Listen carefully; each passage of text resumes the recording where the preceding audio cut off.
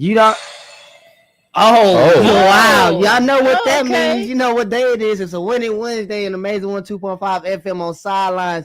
Laython Washington here. Of course, to my left, Ron with the facts. To my far left, Laquita Thompson here. We're excited this week. How y'all feeling? Good. Great.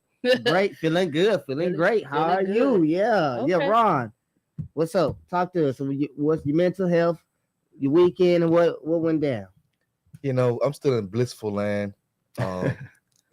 Riding with my Lakers, Bronchick, as I like to call them, the dynamic duo that's going to take the West by storm. Bronchick. So I'm just feeling great now. I'm repping my Lakers today. You know what I mean? And shout out to them Rocket Boys. Big win last night. Shout out to them Rocket Boys. Things are looking great in the city. Got to catch them versus the Timberwolves as well on Friday when they were here. So it's been a nice little week for hoops. Great week for hoops. I know you excited. It's the most wonderful time of the year in our eyes. It's time for the girls URL state playoffs. Yeah. Where was you at? Oh yeah. First of all, I wrote down Bronchick because I want to trademark that. That sounds like a winner right there. I'm gonna try to beat you to that. First of all, but yeah, it is girls state playoff time, and you know what I love? I love the fact that it's standing room only in these gyms for girls. Although I hate how they separated it, but I have seen some really good basketball in these last 2 weeks or so since area it started. Feels like a whole month. Yeah. Where it's going. Yeah. So I know we're gonna talk about it. But we got teams going further into the state finals, which is cool, which is great. Yep. So, yeah, we will. I will be there as well this weekend. So, I was cool. Ron, you're going to enjoy this. I know you like anytime SFA takes a loss. Houston Christian University, man, they took us out at home. It was senior night there. And I didn't know, actually, y'all remember the movie Hoop Dreams? Mm-hmm. William Gates' son was a player on Houston Christian University so I got to be there for his senior night. Okay. Get a video of him. That's cool. That was just the icing on the cake, I guess. The kid Bryson Dawkins scores 41 points. 10 rebounds. 40 ball. And it was I started looking third quarter. He had 30 something. I said, oh my Jesus. I mean, 5 triples, 5 for 11 from the 3. I mean, he started off. And keep in mind Mackey, number 3 on Houston Christian University, is the 4th leading scorer in the conference. Okay. So gotcha. That was some cool things. That was cool to watch the 40 ball performance. That's nice. Yeah. Last night I commentated CE King versus Katie Jordan. Katie Jordan came out on top. There you go. So it was Christian Thomas, Lamar commit last game, but Elijah Black, young man, I'm happy. A good young man, good basketball player. He continues on along with Jaden Holt. If you know, Jaden Holt, older sister, won state last year with Mariah O'Neal. Older brother Ethan is in college and everything. But Laquita, I said to get to your John Lucas family. Shelton Henderson put on the show last night, along with the whole Bel Air squad. Yeah. Did you see the dunk?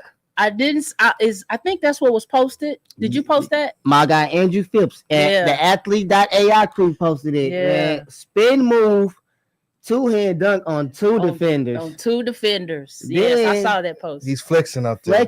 That's not it. I gotta shout out my man Coleman Dutton. He played for the Raptors this summer. He had an injury sophomore year, and that was the big question. Will he get back to his explosiveness? They used to call him Baby Westbrook freshman year. Mm-hmm. Boy turned back the hands of time last night. Turned back the hands of time, and he came down lane. A big dunk, that's it. And it was literally like 2 or 3 possessions after Shelton dunked. Mm-hmm. After that, the energy was just up. I mean, it was just it was back and forth action. Bel Air, Summer Creek. I think Summer Creek was up. Bel Air scored. Mm-hmm. Then Summer Creek scored. Then Bel Air scored. Then Summer Creek scored. Then Bel Air scored. Mm-hmm. I mean, they was going at it that game. I really enjoyed it. Yeah, I love when games are like that. Love it. Love it. Back and forth. Yeah, back and forth. You couldn't be. And it was Damian Moore, head coach Summer Creek, his first year here. You know, he had a little chip on the shoulder about the treatment. He wasn't kind of getting no love, rightfully so. He's a state championship with Duncanville. Pfluger and Wise took them to the playoffs last year. So I saw them play early on in the Texas Invitational. Summer Creek? Yep, Summer Creek. I saw them play early on, and there was like, it's probably the kid you're talking about because I don't know his name, but I was like, okay, you got some nice little talent on there. He got Damari Pritchard over there, Matthews, DeMar Matthews, seeing the end of their career. Yep, that's Matthews actually shot a 3 at the buzzer and made it. But we've got a special guest. Indeed, everybody, legendary special guest, the pioneer in this game. HISD Hall of Famer, neighborhood hero, Texas hero. Yep. If you are a young black journalist, you should probably thank him. We got the legendary Ralph Cooper in the building. How you doing, Mr. Coop? All right. Yes, sir. Well, I'm doing. I hope you can hear me. Can you hear me well? Am I coming through? Loud and clear. Loud and clear. Okay, first I want to congratulate the three of you on your program, and I want to thank you for taking the time to have someone like me on your program. I really appreciate that, and right off the top, I look for inspiration every day. So at this point today, you are my inspiration, and I thank you all very much for that. Okay. I just want to say that. Thank you, we man. Thank you for that. You. That means a lot. Thank you. That means a lot. That means a lot for us. If y'all don't know, Ralph Cooper has been covering sports for at least 40 years. I'm probably shortchanging you, Mr. Cooper. You've been around a lot. I just want to know, it's Black History Month. Can you talk about what was it like for you coming up as a young black journalist in those times? Well, I had no clue of what the potential was at that particular time. I started in 1969, and I started covering sports in 1969. And the first media day I went to, I didn't know it was a media day, but it was a media day.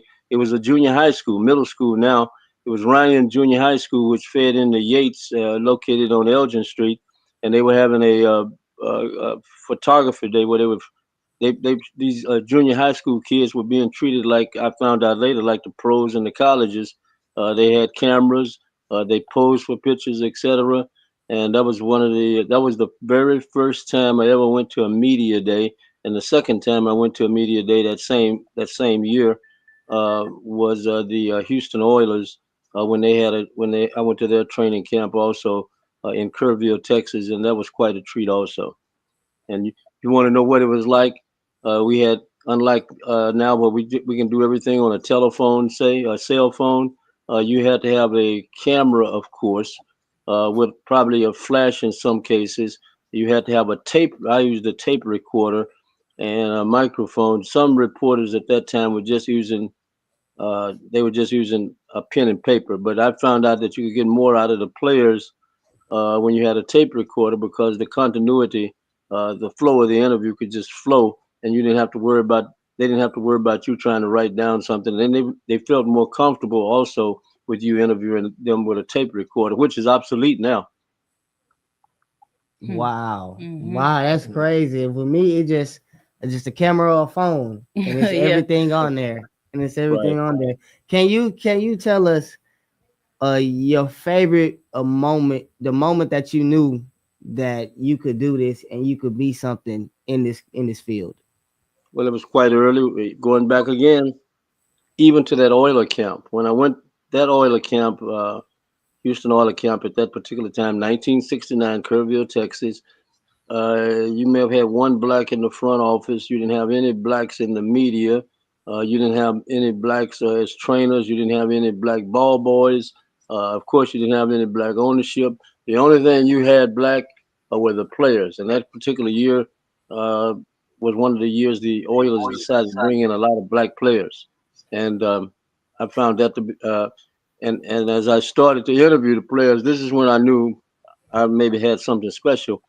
When they saw the tape recorder and somebody from the radio and someone being black interviewing them who knew what he was doing, everybody wanted to be interviewed. Well, I went out there thinking I was going to interview about 5 or 10 people to the most. I ended up interviewing about 40 people, including the white guys. They wanted to be interviewed because they wanted to be on the tape, and they said that, hey, this shouldn't be, in their opinion, it shouldn't just be a black thing, which it wasn't. And I interviewed The Houston Oilers had Hall of Famer Charlie Joyner. Charlie Joyner came out of Grambling State University, caught 2 touchdowns his senior year in the Astrodome against James Harris, and he had been drafted by the Oilers, and they moved him to defensive back. Luckily for him, they traded him. He became a Hall of Famer when he went to the San Diego Chargers. You had Kenny Houston out there, who was also traded by the Houston Oilers, and he was traded to Washington. He went on to become what? A Hall of Famer. So not knowing it at that particular time, looking back, but I felt like I had something special at that time. Wow, that's amazing. That's amazing. We got to go to break. We're gonna take a quick one. Come back, everybody, listeners. Please stick around to hear the stories that Ralph Cooper have. We got a lot to get in touch. This is the final episode of Black History Month on Sidelines with Amazing 102.5 FM, and also we got another guest coming in, Michael Jordan coming in the building. Stick around, Amazing 102.5 FM.